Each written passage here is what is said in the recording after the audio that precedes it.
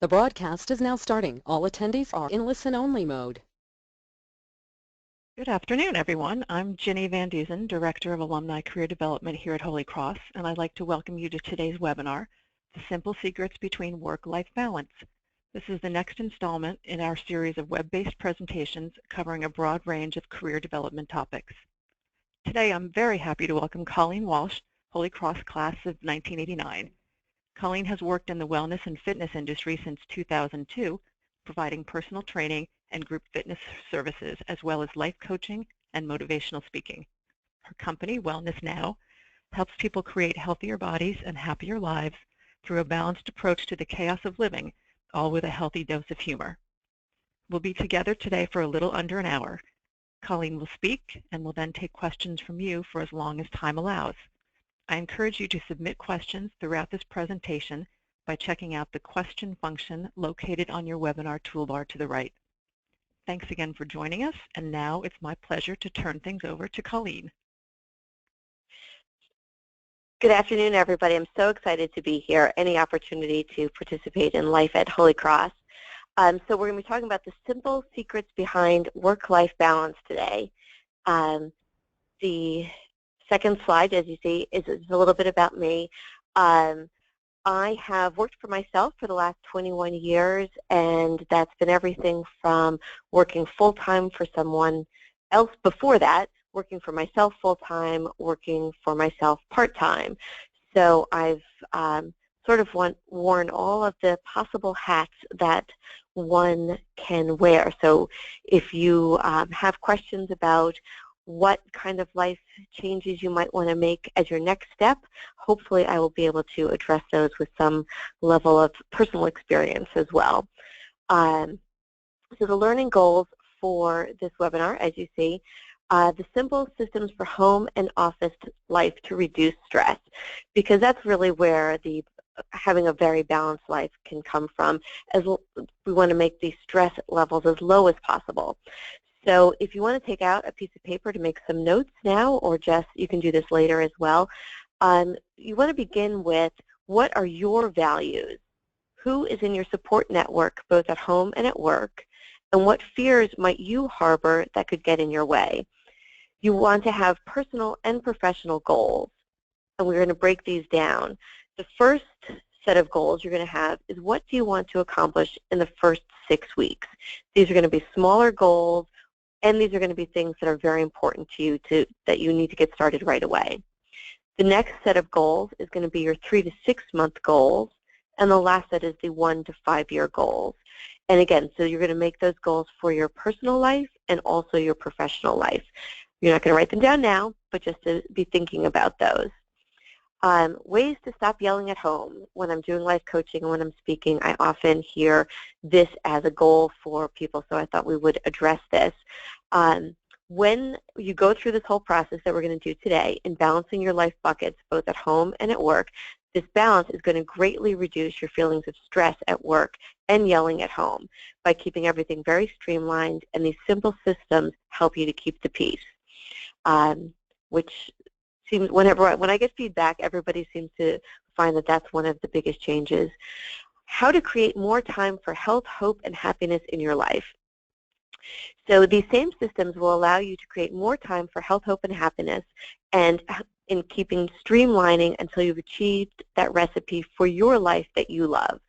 What is perfect for your life is not necessarily perfect for your next door neighbor or your colleague at work, but it's really, what are the things that are most important to you, and that's where you're making that values list. Then the methods to pursue long and short-term goals, even when you're busy, because truly we are all busy.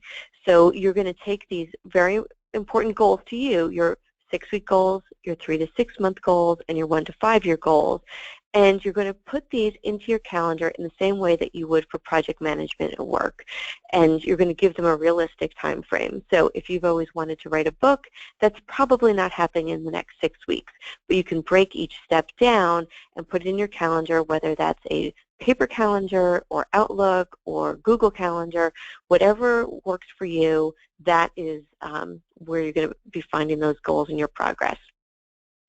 Okay, so what you absolutely do and do not want What you don't want to look back on unrealized dreams or years with more work than joy. You don't want too much yelling and stress. You don't want feeling woefully behind at work and home. I hear that one a lot as well, that wherever they are, they're feeling behind. What you do want is you want balance in your life. You want to feel like you are at least a little bit in charge of what's going on, and calm usually follows along with that.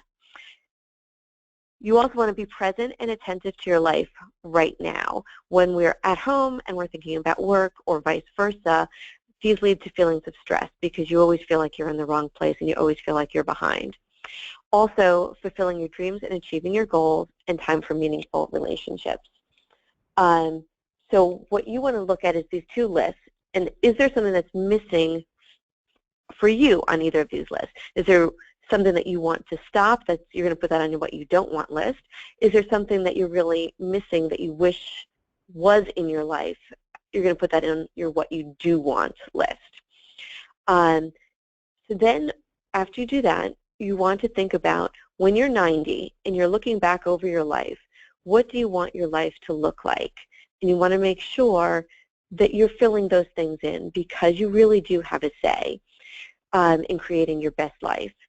You also want to think about, what do you want the emotional climate of your home and your office to feel like?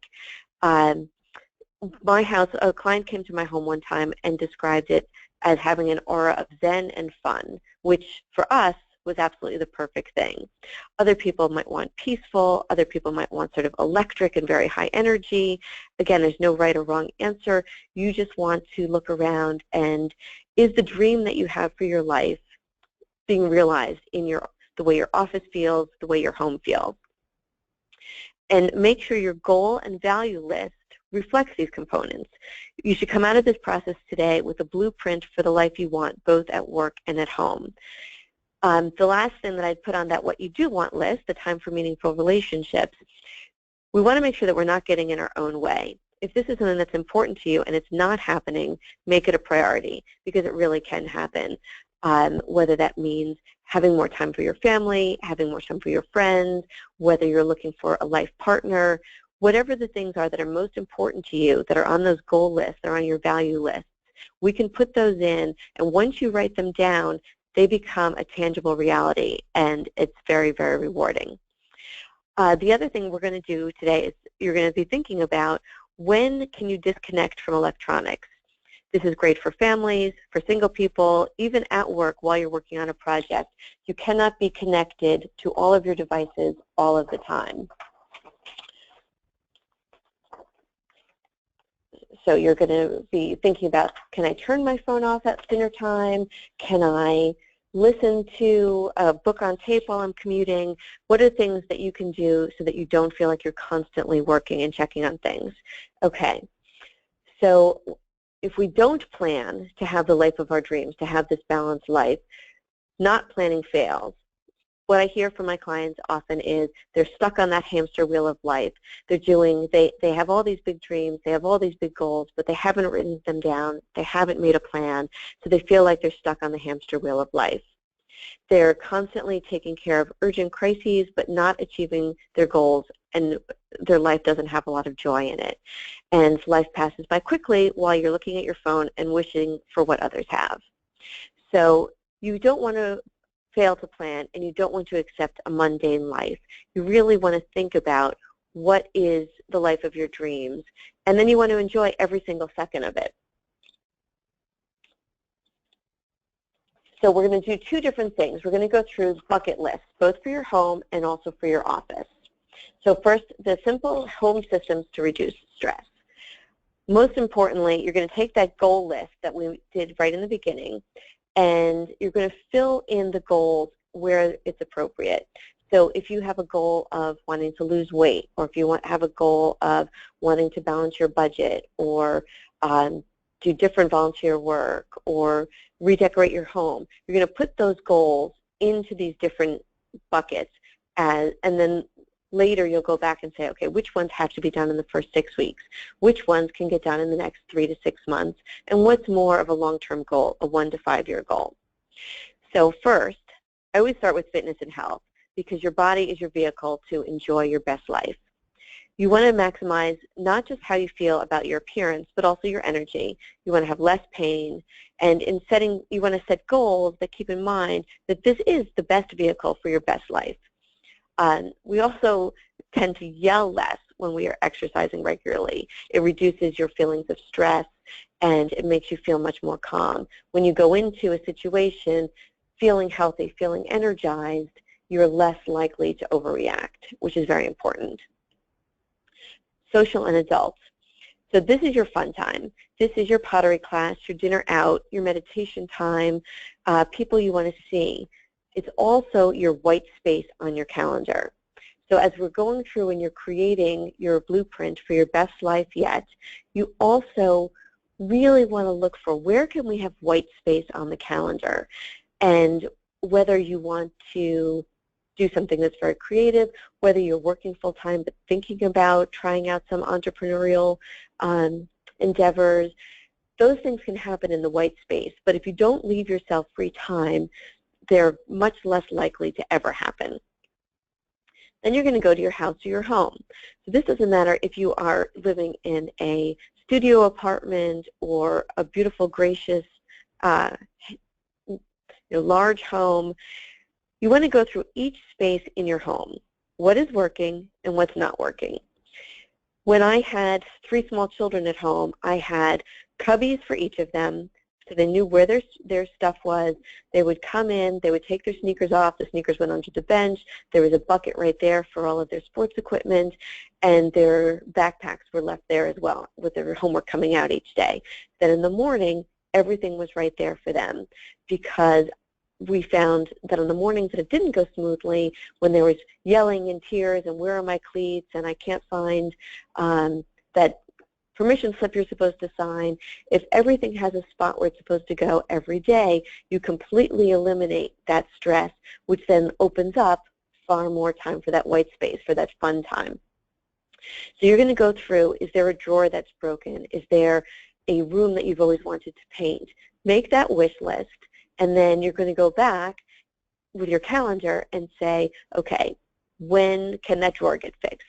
And when can that room get painted? Or anything, our morning ritual is not working, our evening ritual is not working, or perhaps you live by yourself and you've really been wanting to have a meditation space. That's where you're going to say, okay, where really would the best place for this be? You're going to find that and you're going to put it on the calendar so that that can happen. Then we're going to go, also back with house and home. You want to say, is this space working for me? Is it too big? Is it too small? Is it too far from my job? If it's the perfect size and the perfect location, that's great. But if there's other things that need to change, you can start to make a plan. It doesn't have to happen right away. It can happen in 1 to 5 years, but at least then you have a plan so that you're not living in a place that's adding to your stress. And remember that once you get your entire space organized and you're living in that clean, attractive space, you're going to feel much calmer and have a lot more energy to go and attack these other things that you need to take care of. So family. You're going to look at your whole family. Are all the relationships that are important to you working well? And if not, what can be done to improve these? You're going to make a plan and you're going to write it down. Same kind of a time frame. You may not see everybody all the time. You might want to take a time that's one at a time to talk to different people so that you can help improve those relationships. Or maybe your family is easy and you love getting together and you can just look and say, you know what, that's one thing that I can really be grateful for. My family is easy, I love them, it's great. And any of these that you say, no, I'm perfectly physically fit, everything is going well with that, you're going to put that on your gratitude list, because the more grateful you feel, again, the easier it is to make changes on the things that are a little bit trickier for you personally. So then we're going to go to finances. Do you have a short and a long-term budget? Is it working? If not, you're going to make one, and you want to be fearless. You're going to cut things out, and you're going to embrace those changes.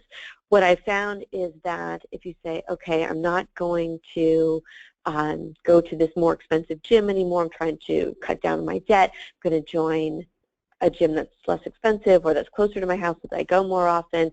You don't want to feel like a victim of your own choices. You want to really embrace that and say, no, I'm going to be doing yoga DVDs at my home now to save money, or the reverse. I am going to join a gym so that I can start becoming more fit, so I can meet more people. Whatever the choices are that you do in each of these different categories, you really want to embrace it wholeheartedly, because then you are taking control of your life. You're being responsible and saying, this is what I choose. I want a larger home, or I want a smaller home, and I can afford that, and it's really going to reflect who I am. Then work and volunteer. Again, it might be good. It might be enough. We're going to go into a more in-depth work discussion in a moment. The biggest question here is, can you stop and focus on what is important when it's time? So can you stop doing that volunteer work when it's time to pick your children up? Can you stop work when it's time to go and meet your friends? You want to really be present in whatever activity you're currently doing 100%. So one of the things that really helps with work-life balance is always being exactly where you are. If you have good systems at work and at home, balance is easier to achieve and maintain. Again, you want to have shutdown times. I have some stay-at-home parents that I work with who I make them repeat the phrase back to me, stop me before I volunteer again. Obviously, volunteer work is crucial to our society and to feeling good about ourselves, but you don't want to spend so much time doing either work or volunteer work that you don't have balance for yourself, that you don't have white space on your calendar. Okay, so now we're going to go to the work systems. And this also works, I think, for people who are retired or have not yet jumped into the workforce, or who are stay-at-home parents, because it's just that separation between your adult focuses versus your home focuses, and so we're going to go through that now as well. Okay, so we'll start again with fitness and health, because if you are taking good care of yourself, if you are healthy, you're going to miss less work, and your boss will definitely appreciate that. If you're self-employed, it's also very good for you not to have to be calling in sick. Your energy goes up when you're taking care of yourself, and also, a lot of my clients and myself find that they are more emotionally flexible and responsive when they feel their best. So when your body is in its best possible fitness, best possible health, everything else you have to deal with is going to be a little bit easier. So you definitely want to look at your work week and see, can I work out before work? Can I work out after work? Is there a gym that's close to my office that I can use? Or am I more of an outdoor person? Should I be bringing sneakers so that I can walk during my lunch break? There's almost always ways to get more ways to improve your fitness and your health. So sometimes it's just a matter of being creative. And if you can't do it during the work week, at least Saturday and Sunday. So networking. Networking is very, very important. Think of your network at work like your family and your friends at home. This is going to be your support system. So if your boss is all over you or something is super stressful, these are the people that you trust that you're going to be able to reach out to vent, to brainstorm, and to come up with solutions. So you want to have a mentor that you can turn to. It's also good to have a mentee. A mentee is someone that you mentor, and they really help you keep your perspective, because then you remember what it's like to be brand new, starting out, and sometimes you remember how far you've come when you see somebody else that's just getting into the game. So you want to develop relationships both at your office and also throughout your industry so that you have these people to reach out to. The other thing about networking is you are going to get some great ideas from your network. You also want to have that at least one person where you can go and say, now that you have your 3 to 6 month goals and your 1 to 5 year goals for work, and you want to say, you know, in 6 months, I'd really like to see myself getting these kinds of opportunities. In 1 to 5 years, I'd like to see these new, either myself in a new position. What do I have to do to achieve those goals? And the right mentor will be able to say, okay, so here are 3 things that you need, 3 targets you need to hit in order to do that. I know that one question that had come in before the seminar was someone who was just starting out in their career, and they said, is it okay in order to pursue work-life balance if sometimes I turn down projects that are being offered to me? And I think that that's when you're going to go to your network and say, listen, this project was presented to me, I'm not sure. Sometimes you have to just take that project so that because it's good for the team, and what's good for the team is going to be good for you, and you just have to sort of deal with that and go forward. Sometimes a project is going to be very much away from the trajectory of your career that you are trying to follow. And then you want to have that mentor to be able to discuss that with and see what's the best plan for this particular situation. And then there's other times where you're going to say, oh, thank goodness, this came in, this is exactly one of the things I need to tackle in order to get that next promotion that I'm going for. So then we go down to office and desk. So you think of your office or your desk as your home for these purposes. You want to keep it, you want to get it, and then keep it organized and clean. And if possible, have at least one natural item, whether it's a plant or, if you're not good at keeping plants alive, a rock, something that reminds you of the outside world, if you're allowed to have that. Also, one thing that reminds you of love or of yourself to ground you, whether that's a photo of somebody or of you with your family, you with your friends, or it can also be a piece of art that somebody made for you or that you created in that pottery class. You also want to have your inbox not take over your entire desk if possible. So when paper comes in, you're going to touch it just once. You're either going to act on it, you're going to file it, or you're going to disregard it so that you don't get overwhelmed. E-communication, we're going to deal with this the same way. Now, I know some people receive so many emails every day that they have decided to maintain their work-life balance. They just can't possibly read all of them. They're going to at least skim them in case there's something, an important action item. What I recommend for e-communication to help keep it a little bit manageable is to have some online folders, just like you would in your desk.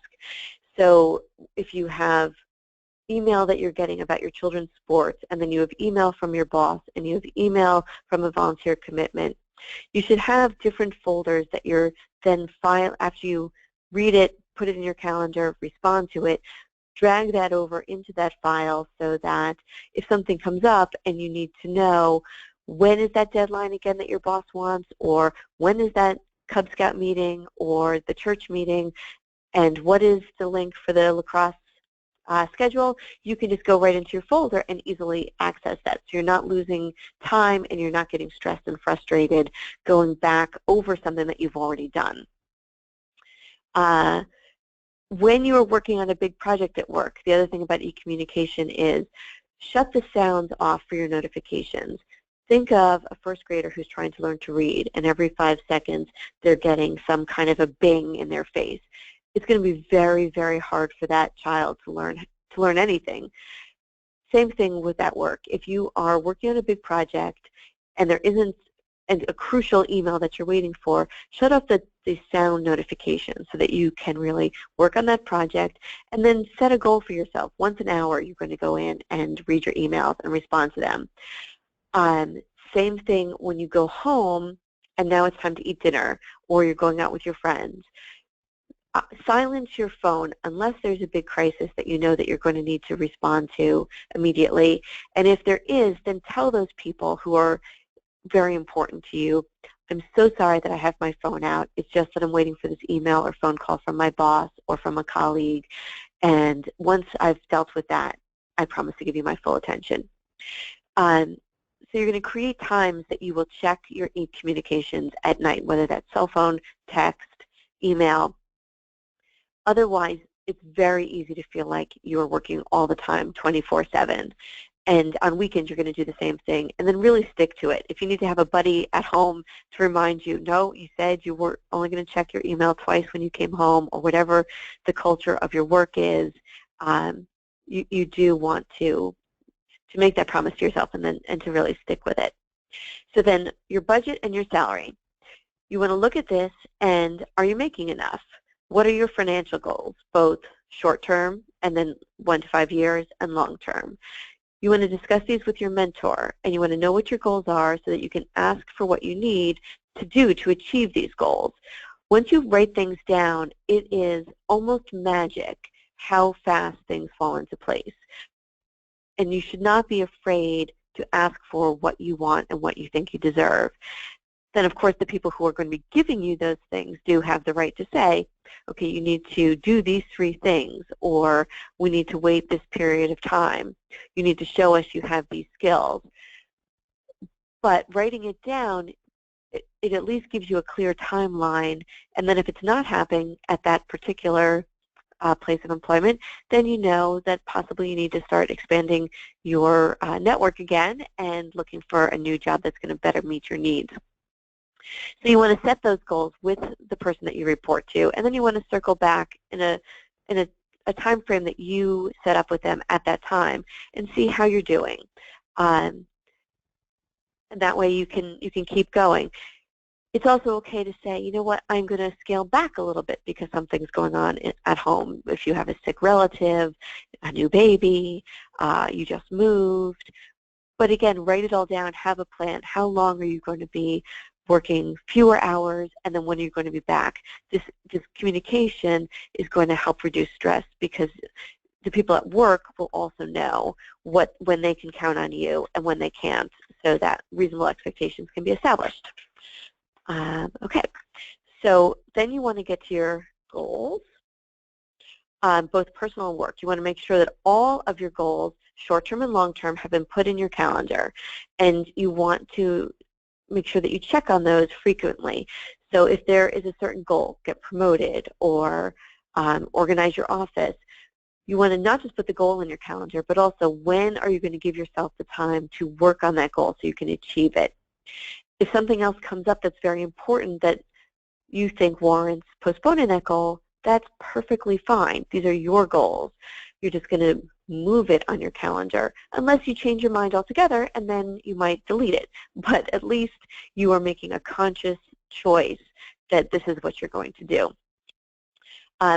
Remember, we're all a work in progress, so it doesn't all have to happen in that first 6 weeks. In fact, it's not very likely that that is going to happen. But it's also very rewarding to say, you know what, I did hit those 6-week goals. I did hit those 3 to 6 month goals. And then the 1 to 5 year goals are usually the bigger ones that it takes more time and effort, but are also going to be very rewarding once we get there. Sometimes we have to cut back at work, and sometimes we're going to push further and harder. Being in a balanced life does not mean that it stays the same all the time. We don't, it's not like a wall. You build the wall and then it stays exactly there until you knock it down. Being balanced, it's more like being in the ocean. Sometimes there's going to be a big wave that you'll jump under. Sometimes there's a big wave that you go over. And sometimes you're just going to be treading water. And all of this is okay as long as it feels like it's the right thing for you right now. So that can change all the time while you integrate different things that are going on at home and at work. Okay, so back to our goals. You will have written out your goals because writing them makes them 80% more likely to occur. That's a pretty good set of odds. So I've seen people say, you know, I really didn't think that this was going to happen, and that's everything from starting their own business, meeting somebody and getting married, moving into their dream home, getting promoted. Where people were doubting themselves, once they wrote it down and they put it into their calendar, they couldn't believe how quickly these goals that had been dreams actually happened. So that's, you know, it's a very exciting process.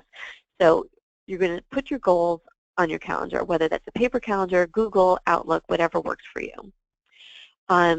Also, you're not going to put this on your calendar, but you want to think about what is fun for you. Do you love dancing in the kitchen and being silly? Do you love running with friends? I can tell you, you will never regret having fun. You'll never say, gee, you know what, I wish I hadn't laughed so hard.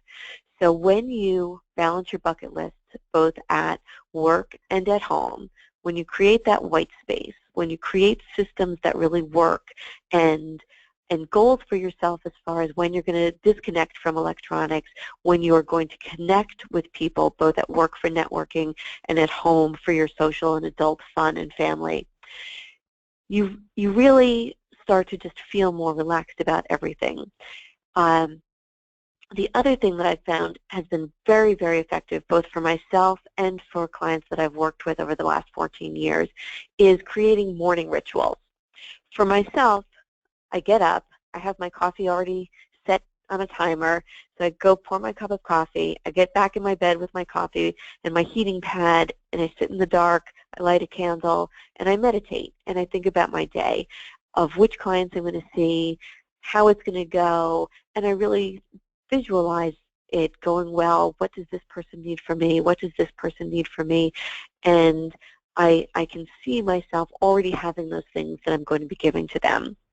I also try to go to bed around the same time each night to make sure that I'm getting enough sleep and enough rest. So when you wake up and you're not exhausted, you have a lot more energy and a lot better attitude, so that when you're making lunch for your children, you're not thinking, oh, I can't believe here I am making lunch again. It's much easier to think, you know what, I really love these children, and I'm so lucky to be able to be making lunch for them. It's a whole feeling of gratitude rather than a feeling of stress, and remembering that you're in charge, that you could outsource making lunch, you could have them purchase lunch at school every day, or you could choose to make them lunch. And once you realize that it's your choice and that you have other options, everything feels a lot easier and a lot less stressful, which is great. So the morning ritual for me is huge. It really, it sets the tone for my entire day, which leads us into creating that more time for health, hope, and happiness. So you want to have your rituals and traditions. Some of the rituals are daily, as I was talking about with the morning coffee and having everything all set. It also can be traditions such as always going to the same beach every year with your family, or having something that you do every year at New Year's with your friends, something that sort of grounds you, and in the passing of time, you can have these memories that you cherish. So whether, as I said, whether it's an annual ritual or tradition or something that you do every single day, you also can have a ritual at work or on your commute. Some people have a very short commute. Some people have an hour commute. So if you're on the train or driving, instead of just commuting and losing that time every day, you can think about how could you best use that time. Do you want to listen to music that you love? Do you want to read a book? Do you want to listen to a book on tape? Do you want to meditate about your upcoming day? Do you want to go over a presentation in your head so that you feel more prepared for that? But you wanted to do something that sets the tone for the day. So you want to have positive thoughts. I make a gratitude list every single morning. I just write down 5 things that I'm grateful for, and that too really helps me stay focused.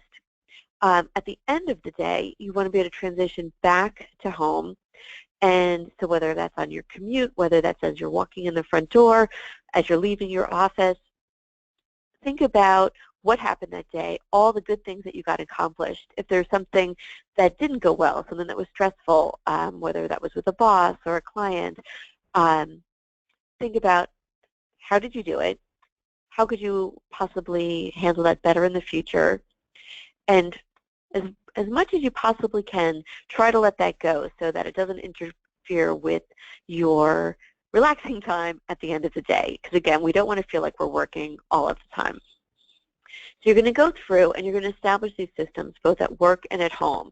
Anything that's not working, whether it's getting the kids out the door for school, whether it's dealing with emails at work, you're going to look at the problem, you're going to come up with your best system so that you can handle this, so that it doesn't, again, become overwhelming. And then you're just going to keep these systems in place. Keeping them in place is much easier than establishing them, so remind yourself of that as you're going through the process. You're going to keep your goals in your calendar, and you're going to address them as a project. So as you see things pop up, make sure that you're giving yourself the time to get those goals going at least. Do you need to ask somebody for help? Do you need to do some more research? Do you need to go someplace to get more information? You need to give yourself time to attend to all of those things so that the goals can be achieved. Number 4, tell stories and laugh often. This is the joy factor. This is when you're 90 and you look back, who do you want to have connected with? Who do you want to have made laugh? Who do you want to make sure that you heard all their stories? There might be a parent or grandparent or aunt or uncle or friend who you just love to hear their stories. Make sure that you make the time to connect with them. And maintain that morning ritual no matter what, because if you skip it after you've really started getting used to it, you're going to find that you miss it all day. You feel a little bit off. So you want to create an easy morning ritual. It shouldn't be hours and hours. It might be 5 minutes so that you really can do that every single day, and then you're going to start your day on the right foot. So after your home and office are organized, it's much easier to see where the free time is and can create it, because you're going to look at your calendar and there's going to be these nice little spots of white space. If you're retired or a stay-at-home parent, setting goals and having dreams is still just as important, because you want to maximize the joy in your life. You want to figure out how can you improve the lives of others. Are you loving what you're doing? If not, is there something different that you could do? Is there something that you've always wanted to learn? A language, poetry, pottery, a sport? There might be places you still want to visit, experiences you still want to have. The biggest thing is, remember, for at least 80% success, you're going to write those goals down, and then you can make it happen. And then most importantly, I tell my teen children this all the time, make sure you look up from your phone so you can enjoy every moment. And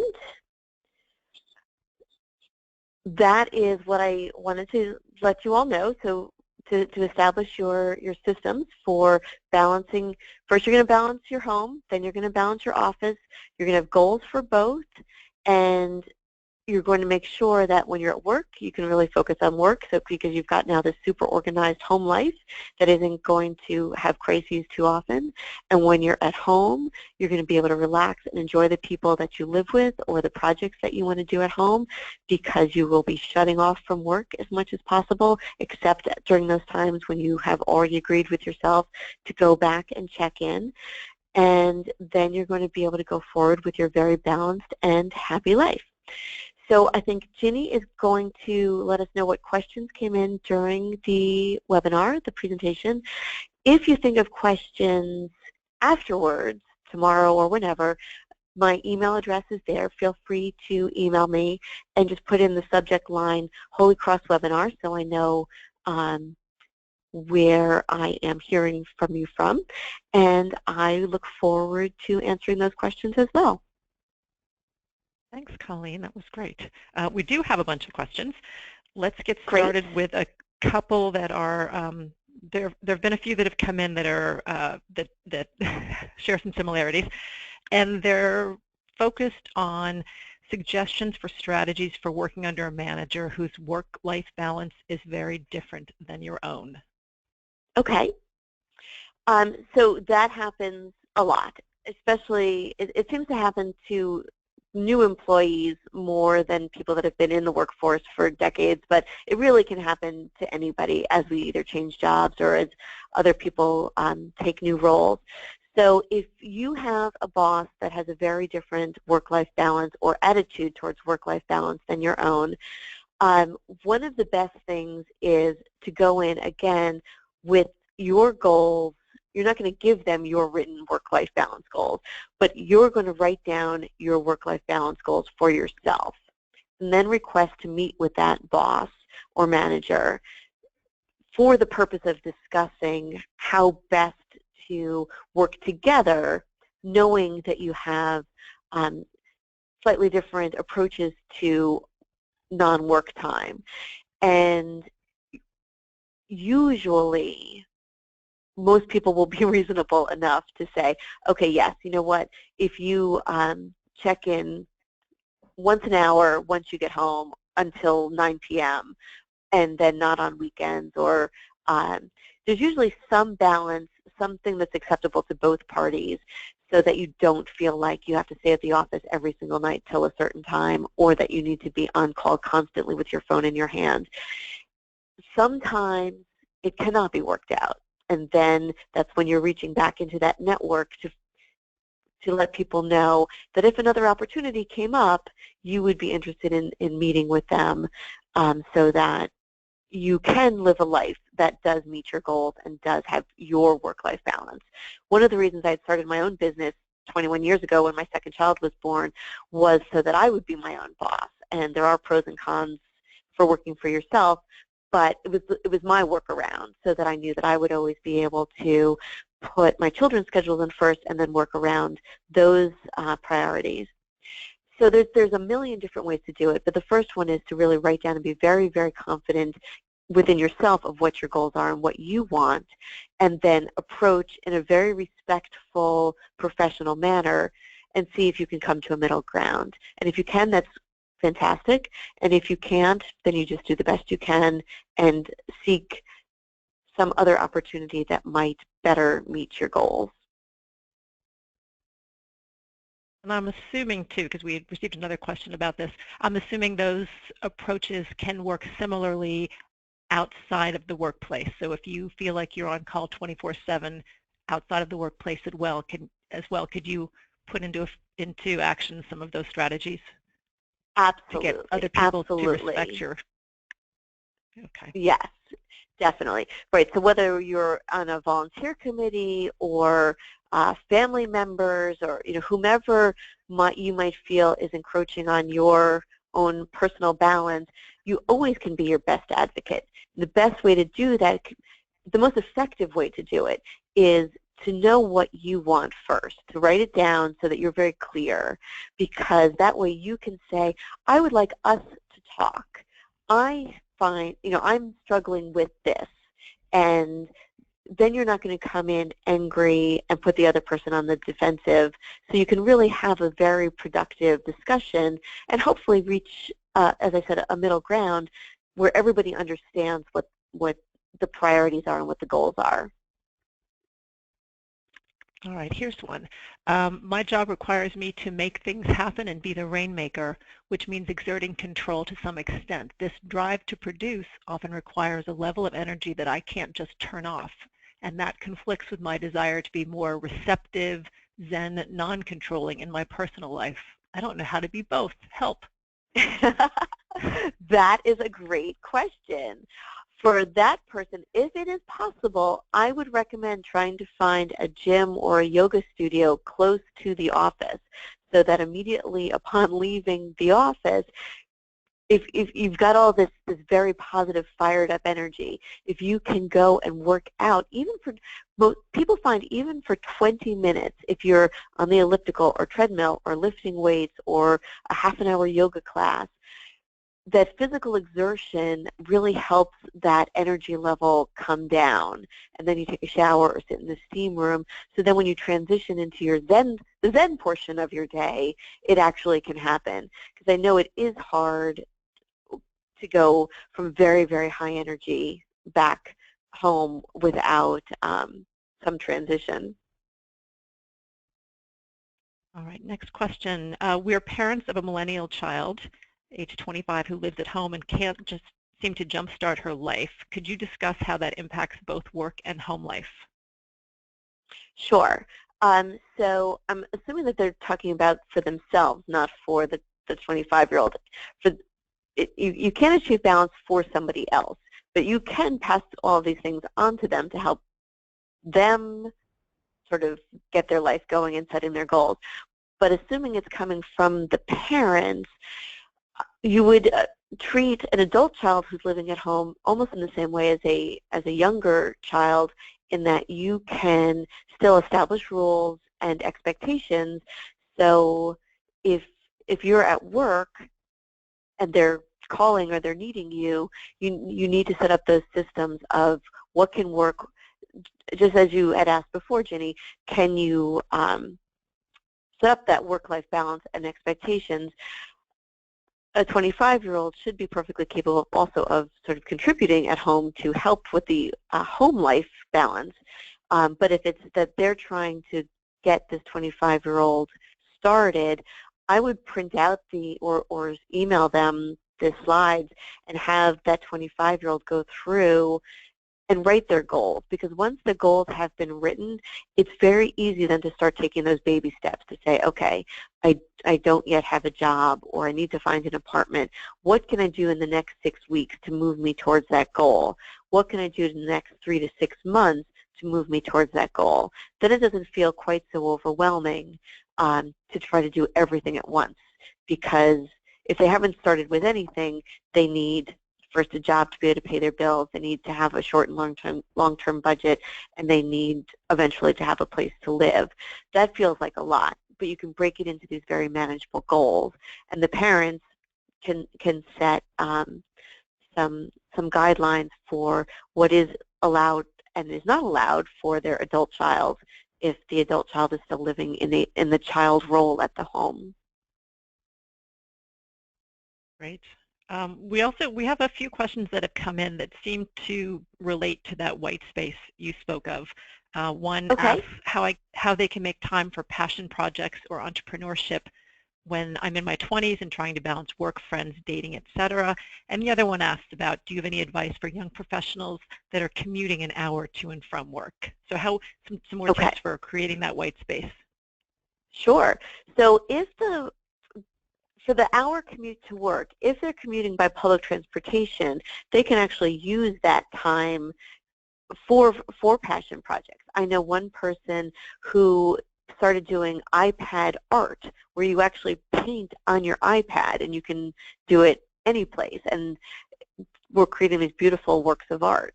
You can read, you can do email, you can really use that commute. If you're driving, you might want to just find some good music or ways to relax so that you're at least not arriving at work stressed and arriving home stressed.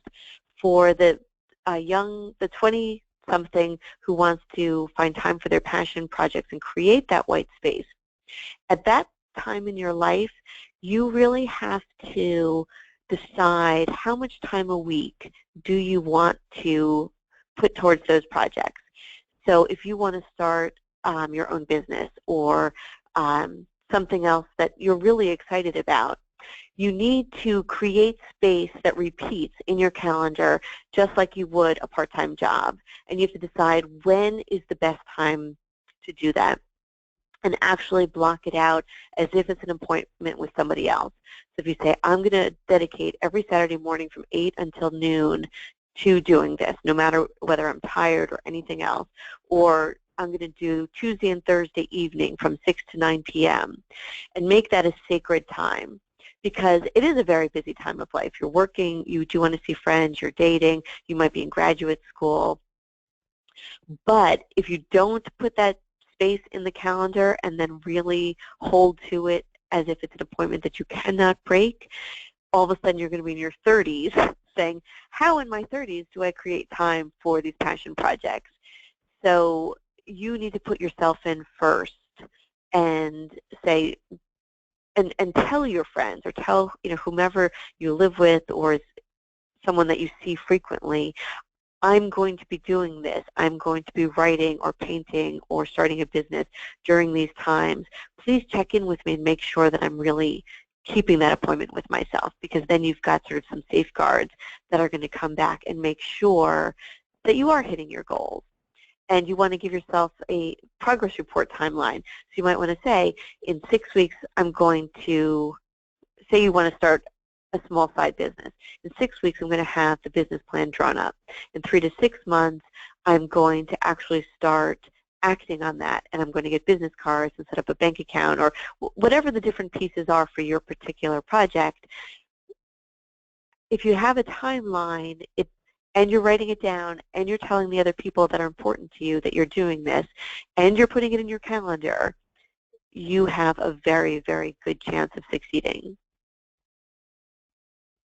All right, here's another question.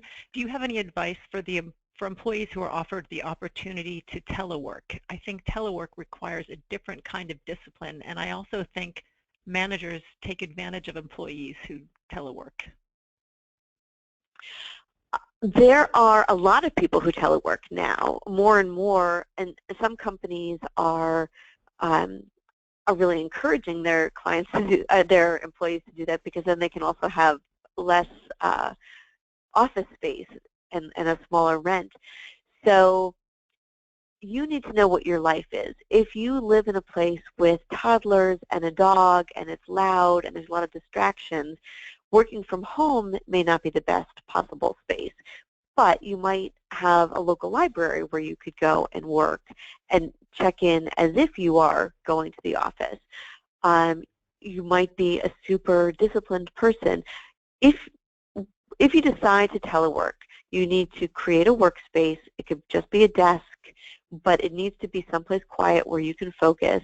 And you need to really make sure that you are showing up at that space at the times that you tell yourself or that you're expected to by your employer.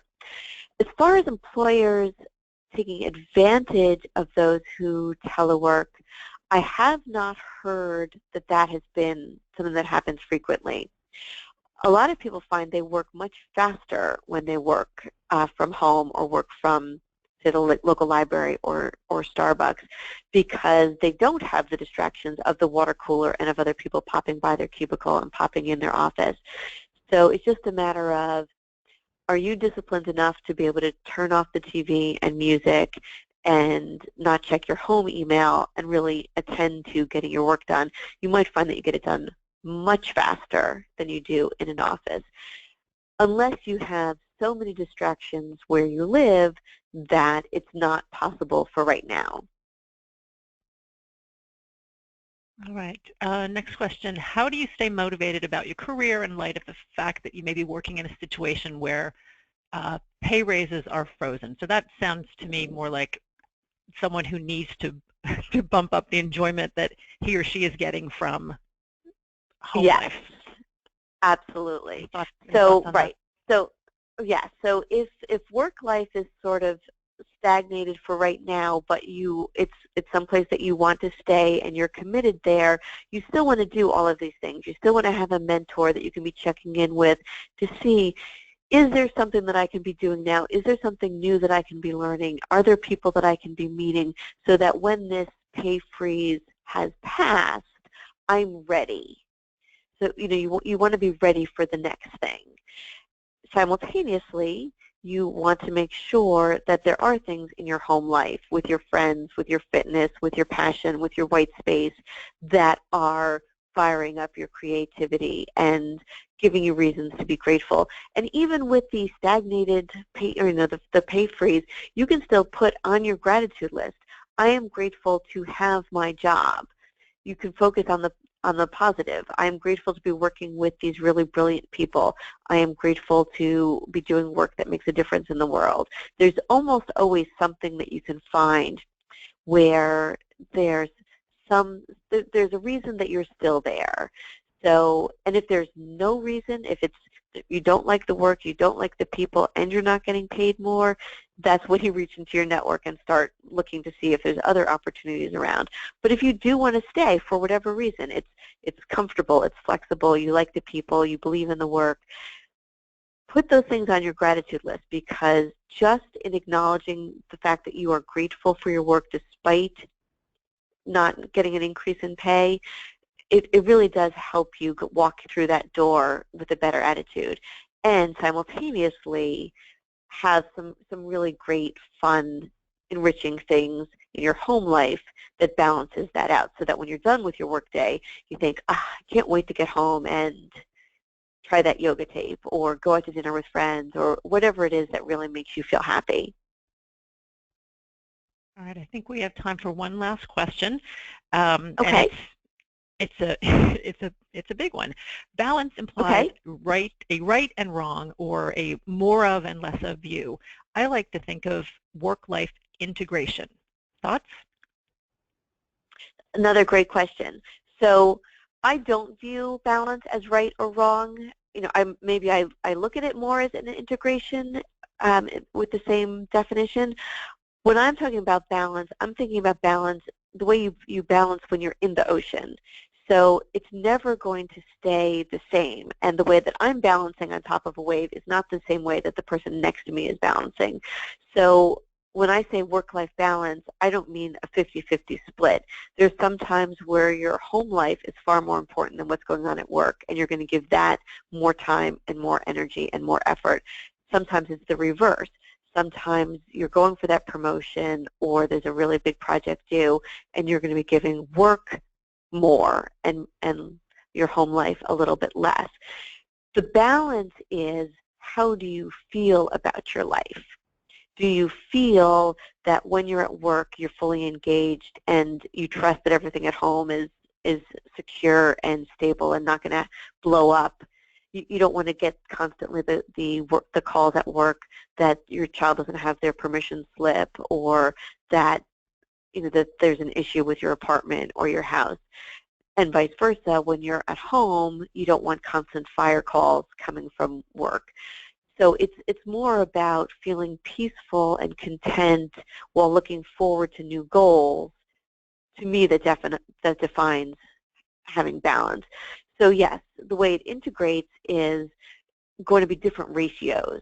And in the same way that if you're in the ocean or on a boat, you're going to be going up and down. It goes back and forth, and it changes all the time. So we want to be healthy. We want to be organized so that when those changes occur, whether they occur at home or at work or both at the same time, having all the systems in place and having goals allows us to be flexible, to go back and forth and to attend to wherever the biggest need is at that particular moment in time. And when we're in balance, you can do that. Great. Well, Colleen, thank you so much for sharing your time and your knowledge and your expertise with us today. To our listeners, if you're interested in working with Colleen, as you see, her contact information is on the screen. If you happen to miss it, please just email me here in the alumni office. And thank you for joining us today. A recording of this presentation will be available on the Holy Cross Alumni Career Development website within a week, and I'll send out an email to all of you when it's posted. You'll also receive a short email survey about this webinar, and I encourage you to share your feedback with me. If you have any follow-up questions, just reach out to me again here in the alumni office. I hope you can join us for our next webinar on March 8th, when Holy Cross alumna Erin Reedy, class of 1992, will share her advice and insight into working in the nonprofit sector. Look for more information in about 2 weeks when online registration will open. Again, thanks for having us or joining us, and have a great afternoon. Take care, everybody.